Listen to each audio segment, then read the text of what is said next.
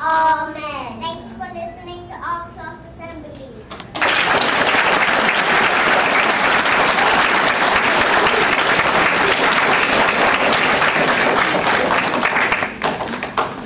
I am blown away by that assembly.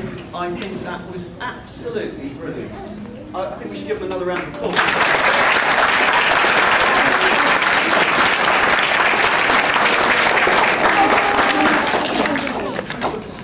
I have written a certificate and we will present that to the parents in a moment, but if we could just focus on the children for a moment. That was wonderful. You know, lately I've had times when I've thought to myself, oh, you know, trying to do too many things, not seeing enough, spending too much time trying to tackle things on a list. And this is an example of where I haven't seen you rehearsing, I haven't seen you learning that song at all, Year 1. And it's such a surprise to me in the audience, just like it is for your parents and carers, and for some of the other staff, particularly the staff who are this end of the building, to see that, because it came across as such a lovely surprise. I love the way that Miss has utilised some of that dressing up. Can I just say, Dea, if you just come forward for a minute, that suit could have been sort of made for you, couldn't it? And I definitely think, because you are meant to be a fire person, aren't you, a firefighter. I mean, if you had a fire in your flats, you know, you'd call for her, wouldn't you? Yes, yes. It looks like she can put that fire out. You look so much like a proper firefighter. If you just stay there for a minute. Baby Shavy, come forward. Am I right in saying, are you a dental person, a dental technician? Or no, no. What are you? Of course you are, of course you are. Are you a medic or a doctor? Come over here. And well, you wouldn't want to mess with this sister, would you? If I got sick and I ended up in hospital, let's hope I don't. But if I did, oh, I wouldn't want to cross you. I can just imagine, sort of, you know, I can imagine thinking, yeah, look, I don't really. Oh, you stay in that bed. I could just imagine her being quite bossy, couldn't you? Do you want to come over, sister, for a minute? Come over there. I mean, what a wonderful team there. And then you stay there, and then we had this lovely moment where Timea stood up, and you stood up like that, and you hit your head, it's like you're going to do now. And we can all hear, particularly over this side of the hall, this frisson, as your brother said, and he was like here, like sat down like this, and you stood up, and he went, that's my sister. That's my sister. Such pride. You want to come and give her a hug? Come on then. He's really proud of you. It's nice, isn't it? You want to go and pick him up?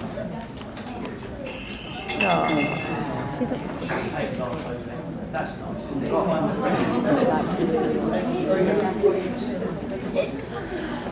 And then I know the feeling here, because I was a class teacher. Now, I still teach Year 6 English, but I was a class teacher, and I taught Year 1 and I taught Year 2. And I remember with my Year 1s and 2s saying, when you give your lines, you just shout them out. Make sure that the audience can hear them. Benny is a very literal learner, and you have to be really straight with Benny, otherwise he's sort of not sure quite what you mean by that. So obviously you said, just really loud, Benny. So he did it really loud, everybody could hear. And we could hear, couldn't we? Oh yes, well done.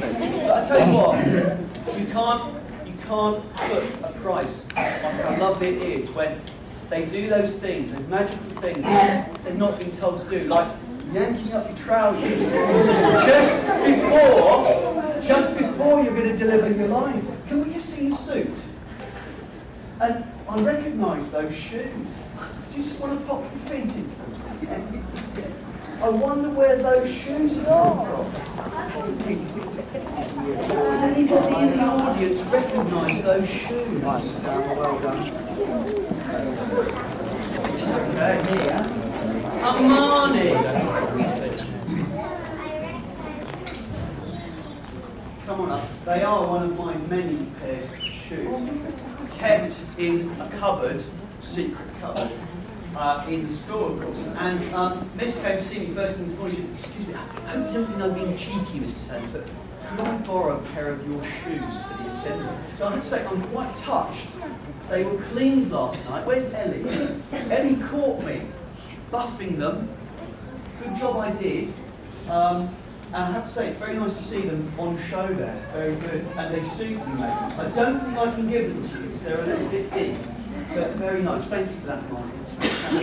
Well, mate, take